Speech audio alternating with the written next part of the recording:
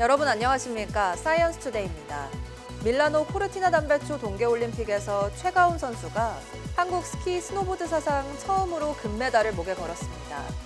1, 2차 시기에서의 실수를 딛고 3차 시기 극적인 역전 우승에 성공한 건데요. 7.8기의 의지를 몸소 보여준 최가운 선수에게 박수를 보내며 다른 선수들도 좋은 성과를 내길 응원합니다. 오늘의 주요 뉴스 만나보시죠.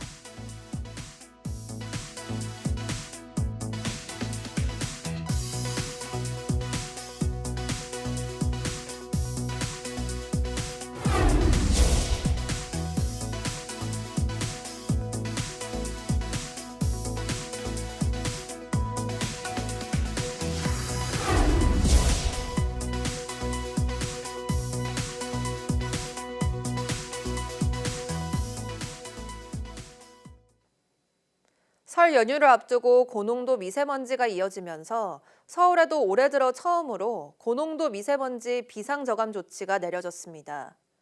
비상저감 조치 시행 시각은 오늘 새벽 6시부터 밤 9시까지입니다. 이 밖에 인천과 경기, 강원 영서 지역도 기준치를 넘으며 올해 첫 비상저감 조치가 발표됐습니다.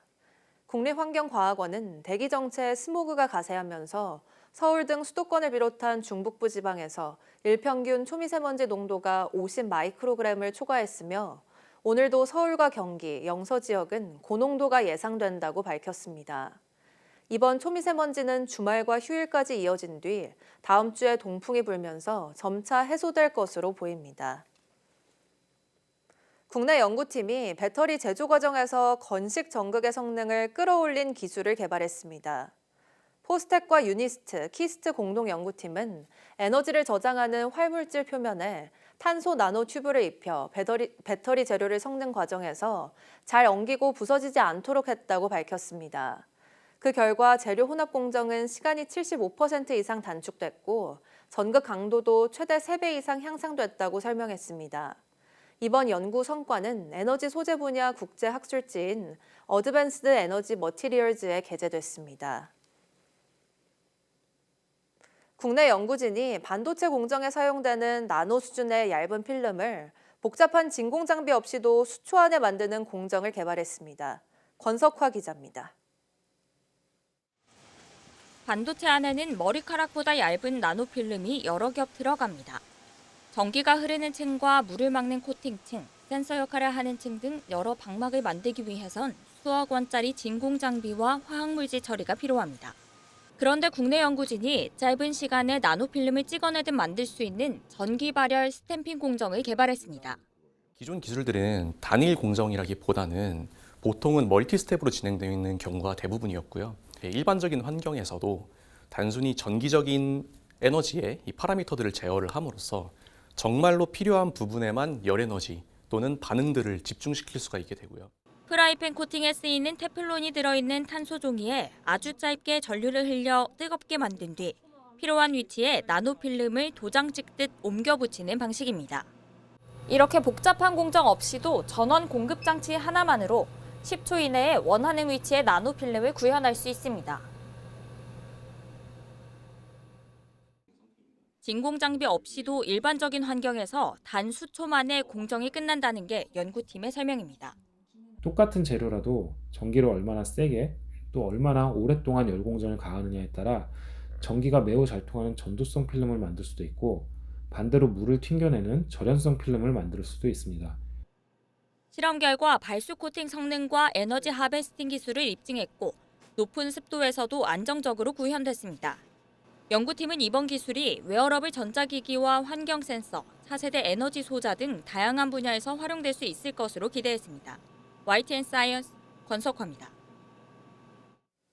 카이스트 한양대학교 공동연구팀이 빛의 입사 각도가 달라져도 안정적으로 색을 분리할 수 있는 이미지 센서용 메타물질 기술을 개발했습니다. 연구팀은 컴퓨터가 최적의 구조를 찾도록 하는 역설계 방식을 적용해 입사각이 달라져도 색 분리 성능이 유지되는 구조를 도출했다고 밝혔습니다. 기존 구조는 빛이 약 12도만 기울어져도 성능이 크게 저하된 반면 새 구조는 플러스 마이너스 12도 범위에서도 약 78%의 광효율을 유지하며 안정적인 색 분리 성능을 보였다고 설명했습니다. 연구팀은 컬러 라우터 기술의 상용화를 가로막아온 입사각 문제를 처음으로 체계적으로 분석하고 해결 방향을 제시했다는 점에서 의미가 크다고 덧붙였습니다. 중국이 재사용 로켓의 해상 회수와 비상시 유인 우주선 탈출 시험을 동시에 성공했습니다. 중국 유인 우주 탐사 프로젝트 판공실은 지난 11일 남부 하이난성 원창 우주발사장에서 멍저우 우주선을 탑재한 창정 10호 시제품 시험 로켓을 발사했습니다. 유인 귀한 캡슐 멍저우는 10km 고도에서 로켓과 성공적으로 분리하면서 공기 저항이 가장 큰 최대 동압 구간에서 탈출 시험에 처음 성공했습니다.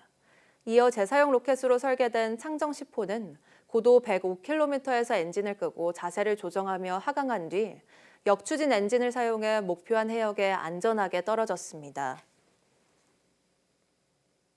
지식재산처 기술디자인 특별사법경찰은 국내 대기업의 2차 전지 핵심 기술을 빼돌린 혐의로 외국인 A씨를 구속 기소하고 자료를 넘긴 연구원 B씨를 입건했습니다. A씨는 지난 2019년부터 3년 6개월 동안 연구원 B씨에게 금품을 주고 전고체 전지 개발 정보와 경영 전략 등 국가 첨단 전략 기술이 포함된 자료 200여 장을 받아낸 혐의를 받고 있습니다. 이는 2차 전지 분야 기술 유출 사건에서 외국인이 구속된 첫 사례입니다. 지식재산처는 이번 수사로 시장의 게임 체인저로 불리는 전고체 전지 핵심 정보의 해외 유출을 막았다며 앞으로 기술 유출 범죄에 대한 수사 역량을 더욱 확대하겠다고 밝혔습니다. 우리나라 동계올림픽 효자 종목인 쇼트트랙은 단 0.001초 만에 승부가 결정됩니다. 엄청난 속도로 공기 저항을 뚫고 튕겨나갈 듯한 원심력을 견뎌내는 선수들의 비결은 무엇일까요? 김은별 기자가 설명해드립니다. 스포츠 속 숨겨진 과학적 원리를 알아봅니다. 오늘 저는 쇼트트랙 경기장에 나와 있는데요. 쇼트트랙 속 과학적 원리에 대해 알아보도록 하겠습니다. 간발의 차로 승부가 갈리는 종목인 쇼트트랙. 선수들에게 조금이라도 더 빠르게 결승선을 통과할 수 있는 비결을 물어봤습니다. 자세를 많이 낮추고 쓰러지는 각도를 좀 조절을 하면서 코너링에서 좀 속도를 많이 내려고 하는 게 좀 빨리 들어가는 작전 중에 하나이지 않나. 그렇다면 코너링을 제가 한번 직접 체험해 보겠습니다. 선수들의 조언을 들었지만 생각만큼 쉽지 않았는데요. 코너를 넘어지지 않고 도는 것 자체가 도전이었습니다. 코너에 들어가면 몸이 계속 밖으로 날아가려는 느낌이 드는데 이 원심력을 잘 버티려면 단순히 이렇게 힘만 쓰는 게 아니라 상체 기울기, 무릎 각도, 엣지, 각이 동시에 맞아야 합니다. 원심력을 어떻게 느끼고 다루느냐가 코너 속도와 직결되고 그게 기록과 순위를 좌우합니다. 선수들은 원심력을 이기기 위해 반대 회전력을 만들어내는데 바깥으로 밀어내는 원심력과 이 힘이 적절한 균형을 이뤄야지 넘어지지 않고 빠르게 나갈 수 있는 겁니다. 보통 30에서 40도 정도까지 이제 숙여지는 걸로 이제 알고 있는데 중력이 1이라고 했을 때 이 원심력의 크기는 한 1.5배 정도 돼야지 그 정도 각도로 기울었을 때 양쪽의 평형을 유지할 수 있게 되거든요. 중심을 잡기 위해 자기 체중의 1.5배에서 2배 가까이 되는 힘을 견뎌내야 하는데요. 선수의 무게가 60kg이라고 했을 때 다리에 무려 120kg 정도의 무게를 견뎌야 한다는 겁니다. 찰나의 순간 승패가 갈리는 쇼트트랙. 그 밑바탕에는 물리의 법칙을 이겨내려는 선수들의 노력이 있습니다. YTN 사이언스 김은별입니다.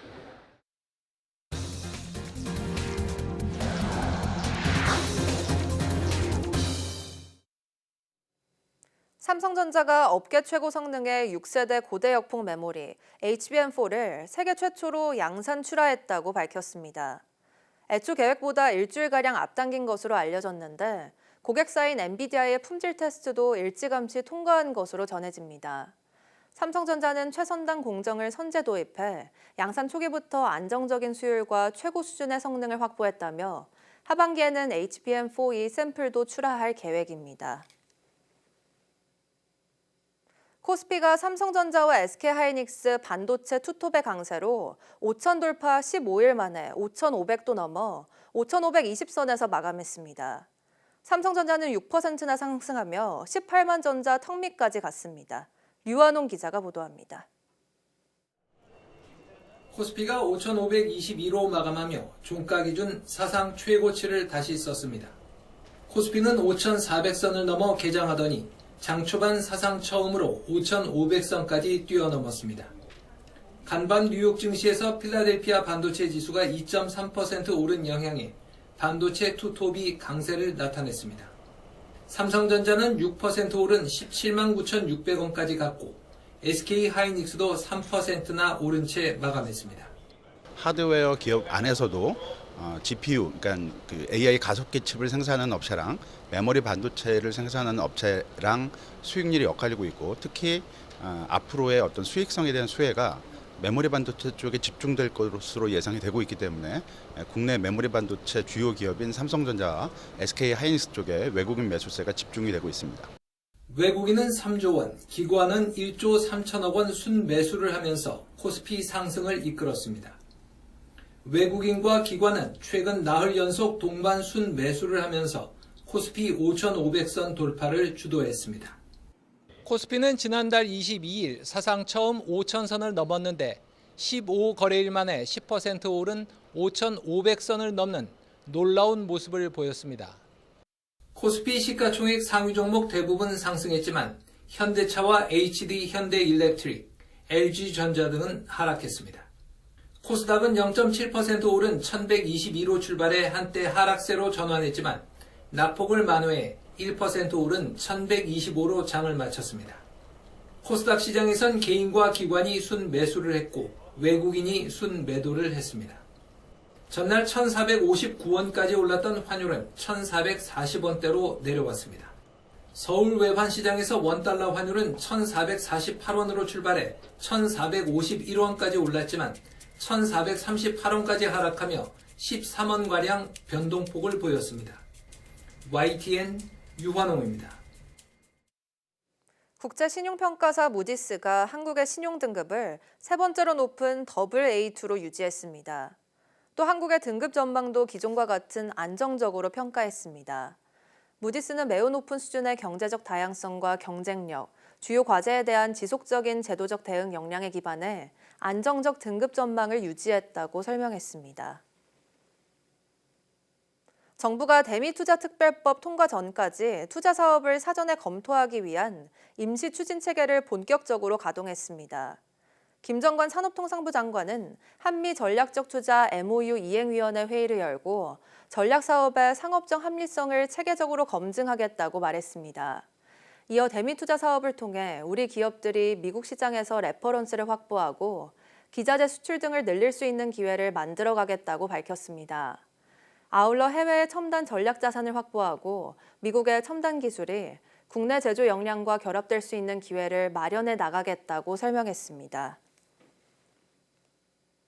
지난해 부산이 사상 최다 외국인 관광객 수를 기록한 동시에 처음 매출 1조 원을 돌파한 것으로 집계됐습니다. 가파른 성장세가 올해도 이어질 전망입니다. 김종호 기자가 보도합니다. 지난해 부산을 찾은 외국인 관광객이 364만 명으로 최종 집계됐습니다. 지난 2024년보다 24.4% 증가해 역대 최다 관광객 수를 기록했습니다. 같은 기간 우리나라를 찾은 전체 외국인 관광객이 15.7% 증가한 것과 비교하면 눈에 띄는 성장세입니다. 국적별로는 타이완 관광객이 18.9%로 가장 많았고 중국 15.4%, 일본 14.9%를 차지했습니다. 늘어난 외국인 관광객 수보다 지갑은 더 크게 열렸습니다. 부산에서 쓴 돈이 지난 2024년보다 32% 이상 늘어 처음 1조 원을 돌파했습니다. 매출 비중은 쇼핑 51.9%, 식음료업 18.4%, 여가 서비스업 12%, 의료 8.8%로 나타났습니다. 올해도 증가세가 이어져 400만 명 돌파도 무난할 거라는 전망이 나옵니다. 중일 갈등 여파로 중국발 크루즈선이 일본 대신 우리나라로 몰리는 데다 오는 6월에는 방탄소년단 부산 공연까지 예정됐습니다. 환대의 경험을 드리고 부산에서 잊을 수 없는 기억을 만들어 드리고 또 그분들이 다시 부산으로 돌아오시고 싶도록 만들 수 있는 많은 정책들을 지금 준비하고 있습니다. 오는 2028년까지 외국인 관광객 500만 명 유치, 외국인 관광 지출액 1조 5천억 원 달성을 목표로 세운 부산시. 접근성과 편의성을 개선하고 고부가가치 관광을 육성해 꾸준한 성장세를 이어가면서 새 성장 동력도 확보한다는 방침입니다. YTN 김종호입니다. 정부가 원자력 발전소를 새로 짓겠다는 입장을 밝힌 가운데 경북 영덕군 주민들이 원전 유치를 원한다는 여론조사 결과가 나왔습니다. 경북 영덕군은 원전 유치 여부를 묻는 군민 여론조사를 한 결과 86.18%가 유치를 찬성한다고 응답했다고 밝혔습니다. 원전 유치를 찬성하는 이유로 응답자의 58.5%가 지역 경제 활성화를 꼽았고 인구 유입을 꼽은 응답도 56.6%에 이르는 것으로 집계됐습니다. 반대하는 응답자들은 환경과 건강 우려를 이유로 꼽았습니다. 도널드 트럼프 미국 대통령이 지난 17년 동안 미국 기후 정책의 핵심 토대였던 온실가스 위해성 판단 규정을 전격 폐기했습니다. 트럼프는 역사상 최대의 규제 혁파라고 주장했지만 기후위기를 부정했다는 지적과 함께 환경단체 소송 등 후폭풍이 이어질 전망입니다. 워싱턴 신윤정 특파원이 보도합니다. 도널드 트럼프 미 대통령은 온실가스 배출이 인류의 건강과 삶을 위협한다는 내용의 위해성 판정을 폐기한다고 발표했습니다. 버락 오바마 대통령 시절인 2009년 만들어져 미 행정부 환경정책의 근거가 되어온 과학적 선언을 뒤집은 겁니다. 트럼프 대통령은 미국 역사상 최대 규모의 규제 완화라며 미국 소비자들에게 혜택이 돌아갈 거라고 화석 연료의 효용성을 강조했습니다. This action will save American consumers trillions of dollars and will lower the average cost of a new vehicle by close to $3,000. 트럼프 대통령은 화석 연료가 위해하다는 건 사실과 다르다며 기후변화 위기를 녹색 신종 사기라는 주장도 이어갔습니다. 전날 석탄 산업 활성화 행사에선 깨끗하고 아름다운 석탄이 국가 안보에 필수적이라며 한국을 포함한 전 세계로 수출을 늘리기로 합의했다고 강조했습니다. The past few months we've made historic trade deals with Japan, Korea, India and others to increase our coal exports dramatically. 위해성 판정에 근거해 시행되던 자동차 배기가스 배출 제한과 연비 규정은 물론 바이든 전 행정부 핵심 과제였던 전기차 확대는 폐기 수순을 밟게 될 전망입니다. 민주당은 기후변화 위험성에 대한 기본적인 과학적 사실을 정면으로 부정했다며 거대 석유 기업들만 이익을 볼 거라고 비판했습니다. It is a corrupt giveaway to big oil, plain and simple. Big oil has worked tirelessly for decades to undermine rules that protect against emissions. 일각에서는 온실가스를 오염물질로 규정한 지난 2007년 미 연방대법원의 판결과도 어긋나는 행보라며 소송이 이어질 것이라고 지적했습니다. 세계 최대 온실가스 배출국인 미국이 파리 협정 탈퇴에 이어 역대 최대 규모 기후 정책 후퇴에 나서면서 글로벌 기후 공조 체제는 더 무력화될 위기에 처했습니다. 워싱턴에서 YTN 신윤정입니다. 트럼프 미국 대통령이 에너지 봉쇄를 선언한 지 2주가 지나면서 쿠바의 경제사회 전반이 휘청이고 있습니다. 러시아와 멕시코가 인도적 지원에 나섰는데 미국 눈치를 볼 수밖에 없어서 쿠바의 에너지 위기 해소에는 턱없이 부족합니다. 신호 기자입니다. 이른 아침 쿠바 하바나 항에 반가운 배 두 척이 들어왔습니다. 식품과 위생용품 수백 톤을 실은 멕시코 해군 선박입니다. Yo considero que es una ayuda muy importante para el pueblo cubano en este momento que estamos viviendo, momentos difíciles, de mucha necesidad, mucha incertidumbre, y no sabemos cuánto tiempo podamos estar así. 멕시코는 인도적 지원을 또 보낼 예정이지만 제일 시급한 석유를 보내줄 힘은 없습니다. 트럼프 미국 대통령이 지난달 29일 안보 위협을 들면서 쿠바에 석유를 수출하는 나라엔 관세를 부과하겠다고 선언했기 때문입니다. Cuba looks like it's ready to fall. I don't know if they're going to hold out. But Cuba now has no income. 2주 넘는 에너지 봉쇄에 시민들의 일상이 큰 타격을 입었습니다. 주유소에 기름이 바닥나고 버스도 멈춰섰습니다. 항공사들은 줄줄이 쿠바행 운항을 취소했고 관공서와 금융기관은 업무 시간을 단축했습니다. 미국 의도대로 관세 부과 엄포에 쿠바의 고립이 심화하는 가운데 러시아 정도가 석유 지원 방법을 모색하고 있습니다. 조만간 쿠바에 석유를 보낼 계획이라고 밝혔지만 시기를 특정하지는 못했습니다. Хотели бы никакой эскалации, но с другой стороны у нас в настоящий момент особо товарооборота никакого нет. Вот в чем дело. 쿠바 대통령은 조건 없이 대화하자고 제안했지만 베네수엘라 공습 이후 중남미 주도권을 확보한 트럼프 대통령은 답을 주지 않고 있습니다. YTN 신호입니다. 러시아에서 가장 널리 쓰이는 메신저인 텔레그램과 왓츠앱 서비스가 줄줄이 제한되거나 차단됐습니다. 러시아 정부가 주도하는 새로운 메신저 서비스를 활성화하기 위해 이런 극단적 조치를 취한 것으로 보입니다. 보도에 유투건 기자입니다.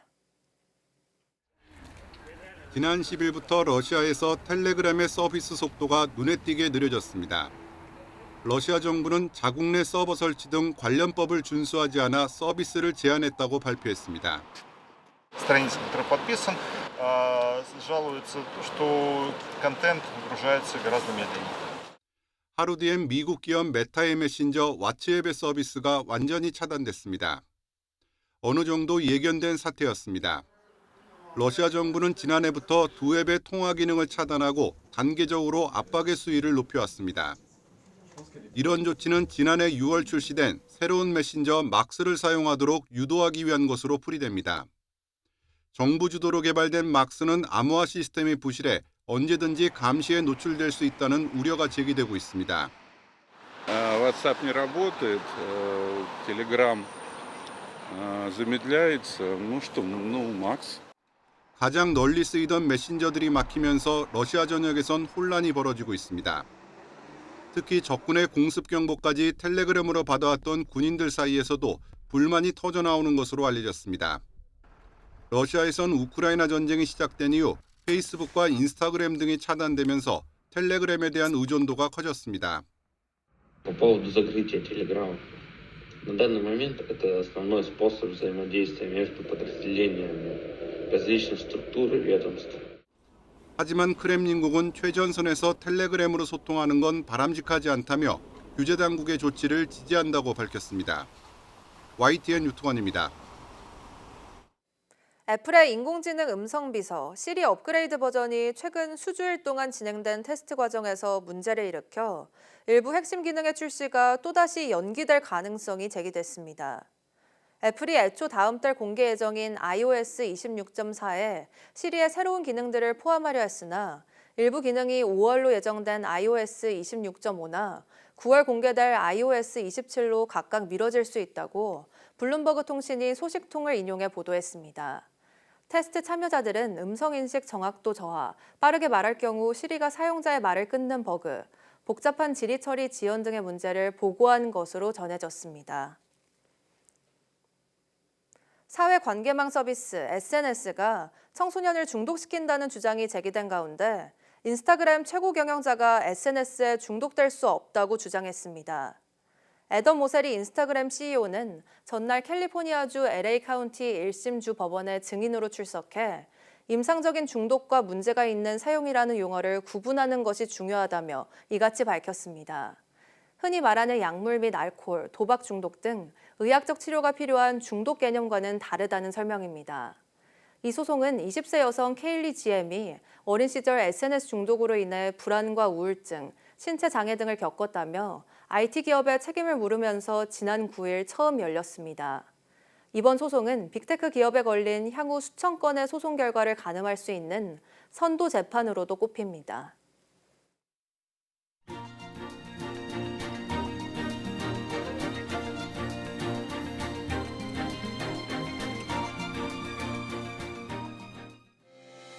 (2월 13일) 오전 사이언스 투데이 마칩니다. 오후 뉴스도 많은 시청 바랍니다. 시청해주신 여러분 고맙습니다.